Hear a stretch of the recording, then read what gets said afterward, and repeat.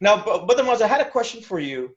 Um, I had two questions. My first question is, um, in your experience, from your team of Dawa carriers, like when you've approached the power brokers in the world of these various Muslim majority countries, like what is the answer you usually get? Like, I mean, because if you look at it rationally, it makes sense for them to give allegiance to Islam because don't they care about their akhirah? Like, what kind of answers do you get from these so-called quote unquote Muslim military that control all these many countries with well-oiled brigades? Like, what kind of answers do you get? If you could share that with us. So it all depends on the mindset of the person who we're speaking to. Some of them are loyal to the regime and they say no, simply, and then they arrest the person asking if they're in a place where they could. A lot of the discussions we have are in the West or in countries where they can't arrest us. And so we have a conversation, and a lot of us have met military personnel and had conversations with them and so on. In many cases, from my experience, it comes down to we agree with you and we want this, but it's not practical right now. We're not capable of, so what some answers are, we're not able to handle the Americans. They're way too powerful. We need to be more united as an ummah. Some of them are like, obviously, if I'm caught speaking to you, I'm dead. So stop talking to me. There's lots of different, discussions, versions. It varies very widely depending on who you're talking to. But do you ever get into a counter, like a conversation, say, like, don't you go, like, as Muslim, don't you care about your akhirah? Like, what kind of answers do you get from them?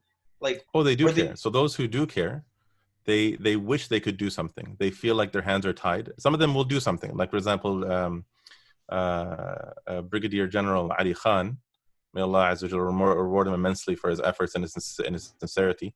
He agreed, and he decided he was going to go within the ranks. And he took a huge risk to go within the ranks and start calling people to this idea, telling that don't we want a Khilafah? Don't you want to be the Ansar of this time? Don't you want the ajr of the Ghuraba? Don't you want the ajr of being Ahibba of Rasulullah Sallallahu Alaihi Wasallam? And so lots of people started agreeing with him, but then he got caught. And so he was in prison for quite some time, and then now he's out. So we once in a while will come across a person, but it requires an immense amount of courage, and not just an immense amount of courage, and a real true sense of tawakkul on Allah Azza wa Jal. You have to have a real true, not just I would say absolute trust, but just simply the trust that Allah Azza wa Jal deserves, and in not only in His nasr, but also in His solutions. So a lot of people, they feel like they're not sure if it would work. They're not sure if it, so they're not willing to take that risk, either because they don't think the ummah is ready, or because they're not sure if Islam is really, if we're going to be able to implement it in this time and age, and so on. So that's why it's a matter of, that's why I say one of the major components of bringing about political change is that we have to build that awareness so that they understand that it is definitely possible, and it's very easy actually to implement Islam. What, it's going to be easier to implement human laws than it is to implement the solutions of the designer of every single thing in this universe, including all human interactions. He designed all of our interactions and all the systems of this universe, including our own political systems, economic systems. He designed the whole concept of economy, politics, psychology, everything like these things. So he gave us solutions for these things.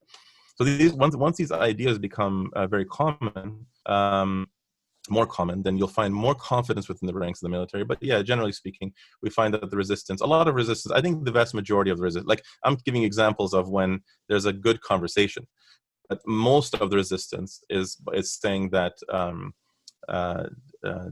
things like you're a deviant sect, you believe in being allowed to kiss women on the cheek, your aqidah is deviant.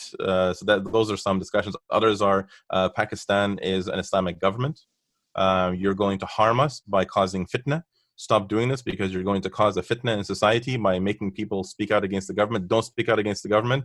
We should be, Islam says that you don't speak about the government negatively, and you're quelling rebellion, or you're rather feeding rebellion, and so on. So like I said, there's a huge range of conversations, but those who usually reject because of nationalism, loyalty, and fear.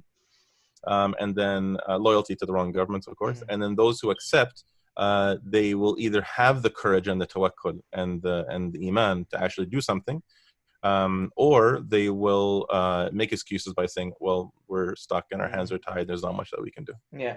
So, for example, the example you gave about that one brigadier who tried to change things, but obviously he didn't have, like, if he had the majority of the military on side, then something would have happened, right? He probably Yes, of course. convinced, The Khilafah would he have, probably convinced yeah. a couple or a few in the military, but not the majority of the military, and therefore he was sidelined. But if he had convinced the majority of the military, then something would have transpired. See, this goes back to my skepticism that I had outlined earlier, and it's connected to the hadith of the Prophet Muhammad, peace be upon him, that there would be a time that we would be easily picked off, and and it's not because we're low, we'd be low in numbers, we'd be in high numbers, but it's so basically the reason for our failure is because our love of the dunya and hatred of death, hatred of the akhirah, right?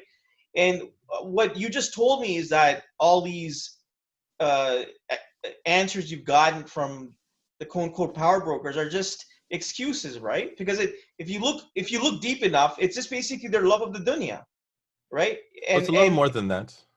So, like, if you look at hadith, ولكنكم غثاء كغثاء السيل. If you look carefully at the meaning of these words, you're froth on the sea.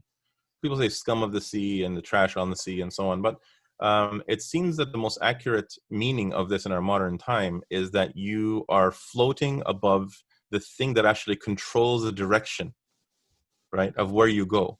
Froth on top of the sea, ghatha, does not have any say in where it goes. It just goes wherever the tide goes. If it pushes you towards the shore, you go towards the shore. It smashes you against rocks, you smash against rocks, right? It's the water itself that goes left and right, and then you just float with it. And so today we're just going along with whatever, because even in the Arabic language, there's like the word tayyar, for example, like the you talk about streams or the direction of the flow, but we also use that word when we're talking about public opinion, political direction, treaties, policies. This is all, we use the word tayyar because we're talking about the direction of flow. And so when we look at the Ummah today, we just are shoved in the direction of wherever political power shoves us. And so Sahaba are saying, is it because we're low in number and that's why everyone's controlling us? And he says, no, you'll be large in number, but you won't be willing to sacrifice what needs to be sacrificed in order to take a political stand, in order to make change. You're too scared. You want to stay home. You don't want to make a political statement. You don't want to lose your funding of the masjid. You don't want to, like, you love the dunya. He didn't just say fear of death. He said love of dunya and fear of death. Love of dunya is love of the charity money that we're getting and the government handouts that we're getting and the Saudi money we're getting and the Qatari money that we're getting and the ability to get visas and all this stuff that we get when we go to UAE and so on and so forth, that all these big famous shuyukh get. And then fear of death, because when you speak out against the governments while you're in those lands, then you have to not fear death. And of course, you see da'wah carriers in Jordan, and I've met brothers in Jordan and in Turkey, and in whether it's in Syria or in Iraq or in Egypt or in Saudi or you name it, and even in Emirat. Even in Emirat, it's scary. It's very, very scary to carry da'wah there. Or in Oman, back when Qaboos was in power. I had discussions with brothers while Qaboos was in power, and you can tell people are very, very scared to talk while he was in power. Yeah, and like that's it the is. fear of death. Yeah, and just in connection to what you just mentioned, is like, we know that the Egyptian army is it's paid by the American government, right? And then you have the Pakistani military, which is also indirectly paid by the American government as well. So it is definitely connected to, because all these militaries are well funded, and Which is and that. also why you cannot equate military with tribes of the past. No, but what I'm saying is when I talk about the military and the tribes of the past, the military is a component of the tribe, the same as the military is a component of a state, a nation state today. But the function, there's some fundamental differences, in my opinion. Like, for example, nowadays, if you want to control a nation, then you let them have military, and the military, like especially the Arab world, is all military. And that's the perfect way to control the people, because you let them know you got no, because then you only, if everything is, if you're a hammer, you see everything as a nail kind of problem, right? So if you're a military and you see everything from military perspective, you're always looking at what you don't have in terms of power, in the materialistic sense. And so then it's like, well, we won't give you the F-16s and we won't give you F-36 and unless you do this and unless you do this and unless you do this. And so the militaries, even if they have power, they don't have power because even all their instruments of function come from others. And so, I don't think that the military is the same as a tribe in many, many fundamental ways. Sorry, just and we can continue with that. And Jazakallah khair for that point, Sheikh Omar. My other question for you, Brother Mazin, is connected to what Sheikh Omar Baloch's stance is. So, as we know, Sheikh Omar Baloch says that there's not only one way, according to his stand, is that there could be popular resistance, rebellion, take over a government, like what happened in Cuba. Similar to, like, we could use Cuban Revolution as an example, okay? So say, Brother Mazin, say something like that does happen in the Muslim world. So say in one or two Muslim countries, there is popular resistance, some armed resistance, they take over the government, and a real Islamic system is established. Would you accept that as a Khilafah state if it has all those components? If it meets the requirements of what a Khilafah is, which is that it rules by all of Islam and the military is an Islamic military and the protection of the land is Muslim protection, then yes, of course, it's a Khilafah. That's the end of it. How to get there is insignificant. The Khilafah is not dependent on how it becomes a Khilafah. But I believe that it would never, ever happen that way because I don't believe I believe Allah Azza is just. For Allah Azza to give this honor, this immense honor, with probably the greatest honor in the history of mankind, second to being a companion to Rasulullah Sallallahu Alaihi Wasallam, to just a bunch of people who randomly establish it without any care for what Allah gives of it as an instruction on how to do it, I don't think that that's possible. No, so you don't think that because the sunnahs of Allah are the sunnahs of Allah, right? So there can be no social change without military. Like there's never been any. No, that's not what I'm saying. What I'm saying is that the if there is a Jama'at will not be reestablished, that's organized, that wants to establish the Deen. And they go through whatever troubles they have to go through. Maybe it's a civil disobedience movement. Maybe it is a violent movement. Those options should, whatever they are, and they establish the Deen without the military. Why is it necessary for it to be military? I guess is my question.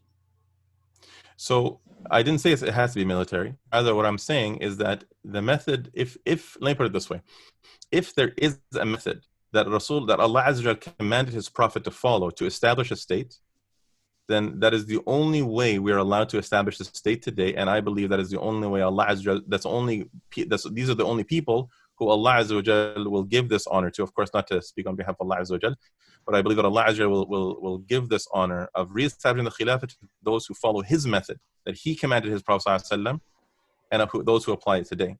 So it's not a matter of just saying only. So I guess the reason why we're disagreeing at this point in time is because I would say that the Quran does not give a specific method. Sure, and I say that it absolutely, without a question, does. Quran and Sunnah, because remember, we follow the Quran and the Sunnah. But like, let's say if the Prophet went on a mountain and called the people and did that that way, are we going to do that way? Or we can extrapolate from there. Yes, so that's why you can extrapolate and say that has to be from TV then? No, so my point so here that's is, the point, is that there can be many. Let me finish. Let me answer it. So the answer is that in order to understand a hukum, you have to do ijtihad. Well, the biggest problem with most Muslim groups today is that they don't do ijtihad. I don't understand if it's just laziness or simply lack of qualifications. What has to happen is if you want to talk about hukum shari, you have to do an ijtihad, and proper full ijtihad, meaning you take all of the evidences on the topic and you find the hukum of Allah Azza wa Jal. Now, if the hukum is that Allah Azza wa Jal has left it open for you to figure out and decide, then that's the hukum. Or if within the hukum, there's certain things that you must do and certain things that you can choose, then that's the hukum. But you can't just simply say, well, we're going to join the government and try things, or we're going to go and pick up arms and go and fight things. That I agree with 100%. Schools and try to educate things. That I agree. Yes. And so when we go to the method of Rasulullah Sallallahu Alaihi Wasallam, how did he do it? And is there a specific step-by-step method? So just to answer the points, and because this is a huge topic, but just to kind of touch on these points, the Prophet ﷺ going on to Al-Safa and then yelling out to the people of Quraysh, oh, Bani this and oh, Bani that, and so on. If I told you there's a military coming or an army coming over the horizon. This does not. So in order to know, so what we would do as an ijtihad, we would take all the ayat and all the ahadith that have anything to do with changing society, ruling by Islam, political change, military, or all the evidences, and go through everything. And that's why it's one of the largest ijtihadat that have taken place in the past, like maybe 500 years. And so the way that you differentiate between the actions of Rasulullah sallallahu alaihi wasallam that are required of us and the actions of Rasulullah sallallahu alaihi wasallam that we can do what we want, but within the context of it, or whatever styles and means, is you have to look for a qarina. There has to be an indicative evidence that indicates that he was required to do this. And there are other things that you can find that it's indicative that it was up to him. He could choose to do this style, or he could have done it a different way. And that's why what we've identified actually as Hizb al-Tahrir is that there's three categories of things. There's the method, the styles, and the means. So the method is the hukum. This is required of you, right? So if we were to use the example of salah. The method of salah is the arkan, the takbirah of ihram, and then recitation of Fatiha, and the ruku' and the sujood, and so on. So those are the arkan. Now, and included in that is covering your awrah, for example. Let's just stick with the covering of the awrah. So that would fall under one of the part of the method. So part of the method is you cover your awrah and doing wudu and so on. As far as the styles of what you would cover your awrah with, it could be a dashdasha, it could be a shirt and pants, it could and so on. It could be a shirt and pants and a blanket on top of it, or it could be a cape, whatever. That's the means. Sorry, the means of achieving the method, which is and again, tahara could be using a tap or using a bucket and so on. The style is how you do the means. So either you would have a bright orange shirt, or you would have a white shirt, or you would splash the water, or you would use very small amounts of water.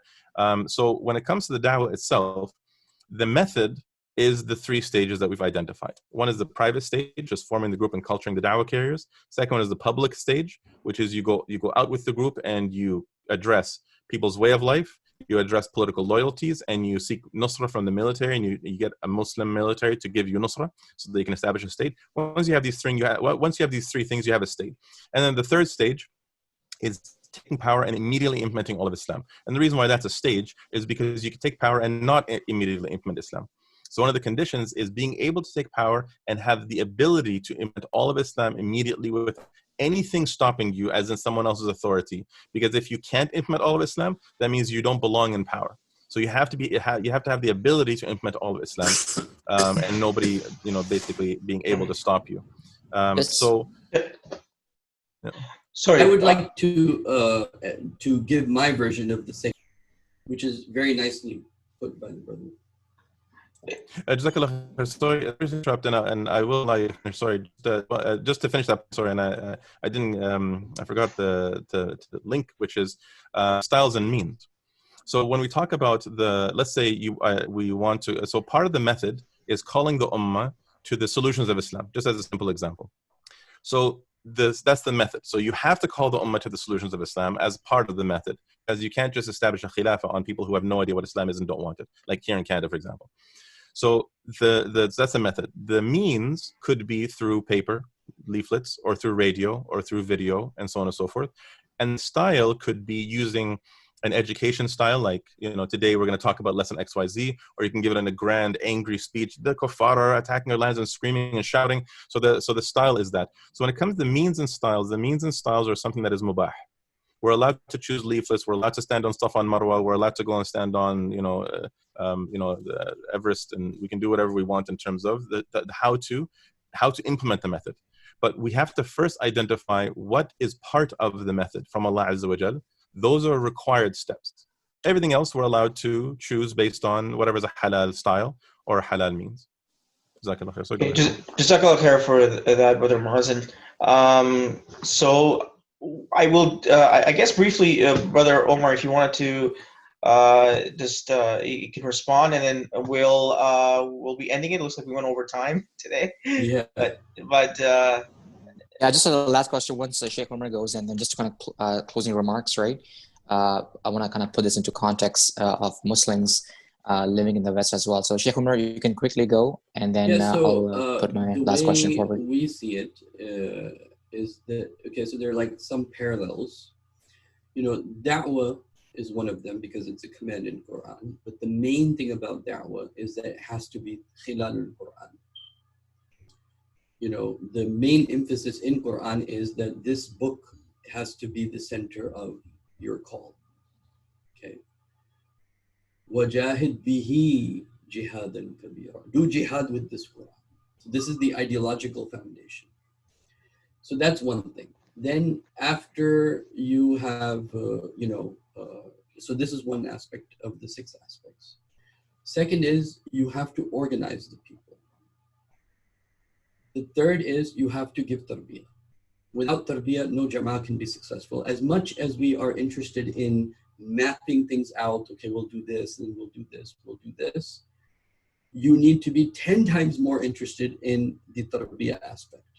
Because without tarbiyah, without the training of how to rid yourself of hubbud dunya, and training yourself to not be afraid of dying. Without that training, a proper methodology, and that itself needs a methodology of tazkiyah. And then number 4 is that you have to obviously resist the society at whatever level you can, you have to resist. But see, because the brother brought up a very good point. He said in this time and age, there's no use having these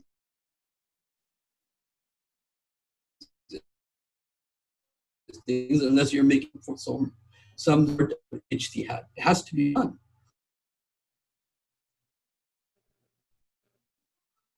Is he disconnecting?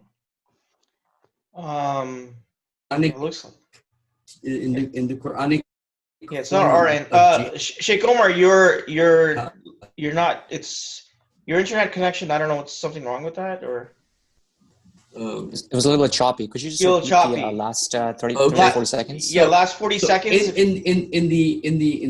So what I was saying is that as much as we try to map things out in terms of this is the method of bringing about khilafah, there needs to be a proper methodology of tarbiyah also. So da'wah, khilal al-Quran, through Quran.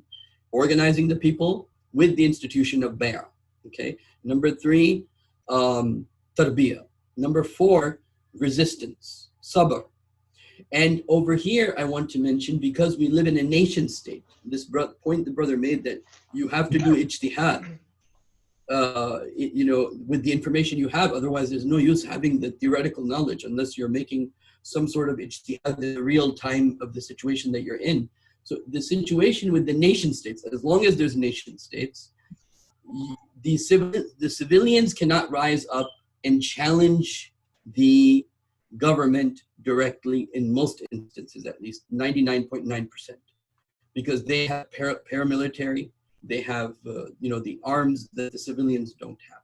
So there's no match between the civilians and then the nation states. So the issue is then that how do we bring about a change in a nation state? Okay, because you cannot. The nation state gives you a different challenge than when you were in a tribal state. So this is the crux of really trying to understand what needs to be done in terms of a process. So one part of the process could be you go to the military. That is a possibility, even though it's probably not a probability, in my opinion. The other possibility, in which I feel has a higher possibility, is that you have a non-violent resistance against the system.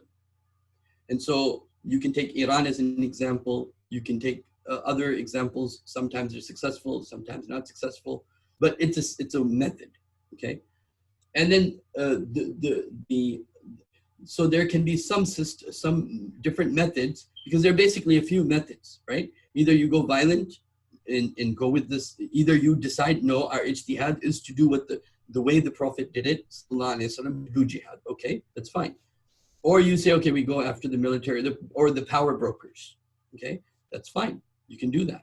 Or you say, okay, we're going to create a movement that will challenge the system, that will block the system, that will try to take over the system. and we will take the bullets. But the army is not built to kill its own people. The army is built to kill outsiders, mostly. So this is how the Iranian Revolution, for example, took place. So this is a matter of ijtihad. If I can just say one thing. Sorry, go ahead. Yes. So I was just going to say that this is actually a very interesting point, is that that's why it's so important to understand this topic of when the Islamic State was first established. Because if the state was established at the point of the Hijrah, that means the method of the Prophet ﷺ can only be known from the beginning of the Bi'athah until the Hijrah, from the beginning of Prophethood until he went to Medina and he became the ruler. So the method is, there's only one method. He followed the process of culturing his Sahaba, which is equal to the Hizb's private culturing process, and then going out to public and addressing those three things: the societal way of life, the loyalty to the rulers, and the loyalty to the military. And the same thing, that's what the Hizb does, all these three things, and then working towards bridging that point where you have political authority, and now you can implement all of Islam immediately and have a society that you rule over. If you move that line further down, now suddenly anything is a method, because all the ahkam of society were now revealed. The ahkam of jihad, and the ahkam of building schools or education institutions or masajid and accounting people in society and everything. Now suddenly there's no longer a method. There can't be a method anymore. Now it's just open. It's just now open for anything at all, because now you have Rasulullah ﷺ running a society, and then you'll be saying, well, I can take anything from him ruling over society as a method for establishing a state now, because now, and that becomes obviously a problem if you're looking at it from the perspective of the way we look at it, which is that there is a specific method to establish political power. And that's a really interesting dynamic to recognize. That that's why it's so important that if we obviously continue, and obviously inshallah we'll continue discussing in private, but that's why it's so important to reach a conclusion on this point, because it changes the topic entirely. Which is why I think the Quran is important in making, not when you say Fath, you defined it, or you were trying to help me define it as Fath al-Makkah, even though the Quran doesn't say Fath al-Makkah. It gives a general word, Fath. But again, we still go back to the point that you're insisting that Fatah has to mean establishing a state. And I'm taking this as a template that will be applied at any time.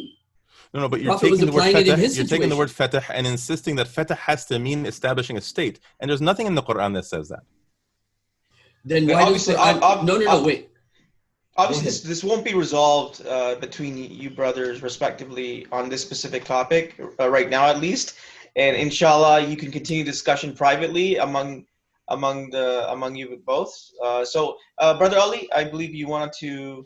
Yeah, I think we are a little bit over time as well. Just the closing remarks, and Jazakallah khair for both of you actually for coming on this podcast and sharing your point of views. I think the viewers will definitely. It was definitely helpful for them as well. And obviously we are living right now in the West. So, I'll give you a minute to each of you that how can Muslims living in the West, we understood, from the discussion that, revival of the Khilafah is obviously critical, essential, and, it's actually essentially further, right? We have to work towards it. But how can Muslims living in the West align themselves with various movements, right? Sh.Omar, you can go ahead first. How can we align ourselves with various movements that are trying to? You mean? Yeah, trying to for Khilafah. Well, there's only 2 or 3 choices, really. You're looking at Hizb al-Tahrir, you're looking at Tanzim Islami and Al-Murabitun. Those are the only 3 major choices, amongst the big ones at least. And then even amongst that, some of, I think almost all of them have reached their natural old age as an organization, which is another problem. I think that we have to look forward to new movements, new ideas, new movements. And I think we have to consider that nation states are going to begin to fall. And that what we will do to establish Islam in a situation where nation states no longer exist. I think we're coming to a point where the federal authority of nations will begin to fail, and you'll have more like a city-wide authority or county-wide authority, you can say. And so we have to start now, instead of looking at now in order to get people ready, we need to start looking 10, 20, 30 years ahead and start making movements from that perspective. We don't need, so how can we help? We need to do what the Prophet did. One very important thing for us Muslims in the West is learn like the Prophet did on how to make alliances. Like if I'm here in my city, how do I make alliances with Christians that are willing to make alliances with us? How do I, because we don't have the numbers. We as Muslims don't have the numbers in the West to survive whatever onslaught's going to happen. So how are we going to do da'wah to the non-Muslims? How are we going to align with them? How are we going to have a good relationship with even Jews, even Christians, different groups? But who are we going to align with to be able to be ready for whatever the future holds? Muslims in the West have to have good alliances with Christians that are willing to have dialogue with Muslims, not in the sense of, as one article Hizb ut-Tahrir came up with, it was called Interfaith Insanity. Not in that sense, no. I don't mean in the sense of interfaith talks. I mean in the sense of actual alliances. What do we have, real alliances that whether in whatever shape or form, whether it is, you know, against homosexuality or whether it is against abortion in some cases, whatever it is, we need to have strong alliances with the people of the book, just as the Prophet did, sallallahu alaihi wasallam. And we need to, in that, then what will happen is the natural leaderships of the people, and that means the Muslims will be included in that. The natural leaderships will come out and they will shine. And then this will give us an opportunity to do da'wah, which in the West and not doing da'wah is just completely unacceptable, I think, at least. Because at least, okay, I can't help establish Khilafah, but let me make one more Muslim, you know, at least do that. And of course, you know, in terms of priority, in terms of fiqh al-awliyat, again, the priority is da'wah in our children. And the two are absolutely interrelated, because if you can't do da'wah to non-Muslims, you will be unsuccessful in teaching your children. And if you're not able to teach your children and able to win their hearts and minds, you'll never be able to do da'wah to non-Muslims. So this, in terms of absolute priority right now, in my mind, is da'wah that is both effective for the next generation. But with that, families coming together, people coming together, people re-establishing their tribes, coming, brothers and sisters coming back, families coming back in one place, in one jama'ah, and working towards, as soon as this nation state falls, what we will do. Okay, brother Mazin. Jazakallah khair. So what I would say is that the most important thing I think for the Ummah to recognize today is that this is a hukm shari issue. So Allah Azza wa Jal has revealed a method to establish a state. And that is why the hukm doesn't change. It's not about looking for new ideas or new groups. That means that, to say that, generally speaking, it means that we don't think that we found the hukm shari, the hukm shari. We might think that it's a general thing, and then if we think it's a general thing and that we can just kind of follow whatever kind of works at the time, then yes, then that would make sense. Well, let's just find another group. But if we believe we found the hukm shari, that doesn't change. And that's actually one of the reasons why Hizb ut-Tahrir hasn't changed anything at all. That's why all the groups change.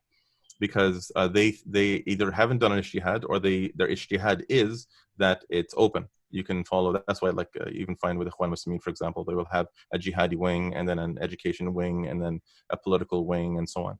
But for us, that's not how it works. Rasulullah only followed one method, and that's all it is. You follow that method, and if you and as you progress through it, you'll reach stages where you've progressed through it. Like, we don't go backwards. It never happens. You form the group, and then the group goes public, and then we address these things in society. And right now we're at the part of talab nusra, seeking nusra, which is the third part of the second phase, which is to seek military support from the people of power in this world, just like Rasulullah sallallahu alaihi wasallam went to the tribes. So we're at that stage right now. So it's important for the Ummah to understand that there is a group working according to this method, Hizb ut-Tahrir, and to understand that the work of the Ummah today has to be to get the whole Ummah to recognize what the Islamic way of life looks like, what Islamic political loyalties look like, what the Khilafah structure must be, and that we must reject everything other than it, and then to seek the militaries of the Muslim lands who are already Muslim to repent to Allah Azza wa Jal and to accept. So one of the militaries, or maybe two, or maybe three, who knows? The hadith mentioned the Al-Sham and Khurasan. Some mentioned Al-Sham and Yemen. So it could be from multiple places. It could be from all three.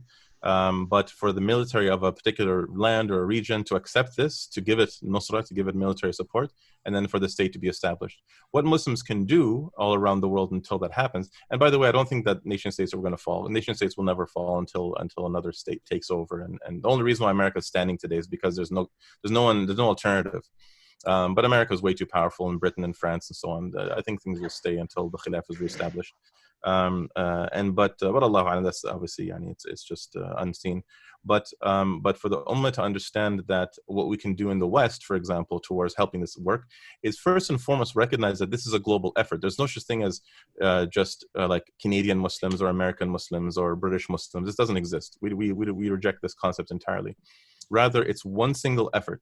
And that's one of the reasons why having a group is very important, whether Hizb ut-Tahrir or any other groups, such as Tanzimi, Islami, and so on. Understanding that when you have a group, the group can work anywhere in the world as long as all the efforts are united under a single emir. And so with Hizb ut-Tahrir, all the efforts around the world are under a single emir, and we all adopt the exact same method, the exact same ideas, the exact same approach. Some strategies will vary from country to country because we're addressing different things in those countries. But any Muslim who's living outside of the core Muslim lands where the Khilafah, where we're aiming to reestablish the Khilafah, can all participate towards this work, just like I'm participating in the work, and I have been for 20 years from outside the Muslim lands, even though I go back and forth. But lots of Muslims, lots of members of the Hizb have been in the West their whole entire life, and they've participated immensely towards this effort. And so everyone must understand that you can participate and you must participate. And really, not only must you, because it's a fard, it's the biggest loss, I think. It's the Yawm al-Hasra, is the Yawm al-Qiyamah, the day of regret. And I really think that one of the greatest regrets a Muslim can have in this day and age, aside from sinning and being accountable for their sins, is to rise on the Day of Judgment and realize that they could have just done something for this work and been counted among those who reestablished the Khilafah. Because remember, the hukam of what's called al-talabbus bil-fi'l, right? So whenever you undertake an obligation, such as going to Hajj, the classic example is Hajj. If you go towards Hajj and you die on the way there, Allah Azza wa Jalla gives you a full Hajj. So you're counted as a person who performed Hajj, not as a person who was working towards Hajj. So if you're working towards the Khilafah, to reestablish the Khilafah, and you die before it happens, you are raised as somebody who reestablished the Khilafah, right? And not just work towards it.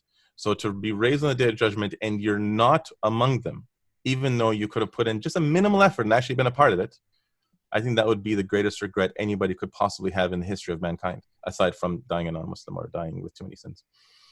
So that's why it's very important that all of us understand we all have a role to play, especially with social media. It's so easy.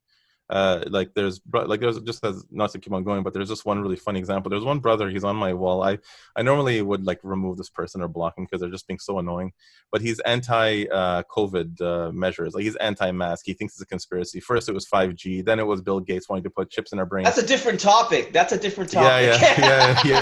So, but the point is that he makes a post every single day. Every single day. This brother has never put in any effort. If he did the same effort, the same minimal effort to work to say that, just make a comment saying that the Khilafah is a fard. The next day he says that the Ummah cannot be united except through a Khalifa. The next one saying that nationalism is haram. Just 5 or 6 words every single day, he would have such an impact.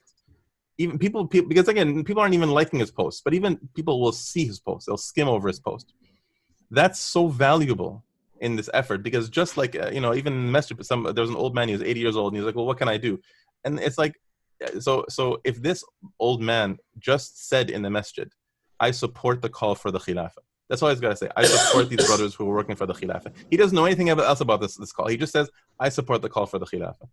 He would have such an impact in the masjid. there would be so much support for what we're calling for because he's such an integral part of the community, but he doesn't know much about the fund, and he feels like he can't do anything. So it's really important to recognize that everybody can do something. You just gotta find what you can do and put in the effort. Most importantly, we all have to recognize that we have to work within a group, because if the groups didn't exist, the work could never succeed.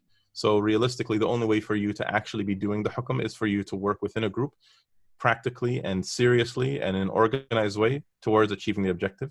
And inshallah, Allah Azza wa Jalla accepts it from us, and inshallah we are raised on the day of judgment as those who re-establish the Khilafah bi-idhnillah subhanahu wa ta'ala. Jazakallah khair for that, Brother Mazin. Jazakallah khair, Sh.Omar Baloch. Again, I thank you both for being part of this very important series, which is not talked about publicly much, right? And even though both you brothers have differing stances, both you brothers do firmly affirm that Khilafah is an obligation which is required for both Muslims and non-Muslims. So there is true justice from our Creator on this planet. And inshallah that will come to fruition sooner or later, inshallah. Again, any parting thoughts, Ali, before we end it? No, I think you summed it up pretty well. Okay. Well, thank you all for listening. Assalamu alaikum.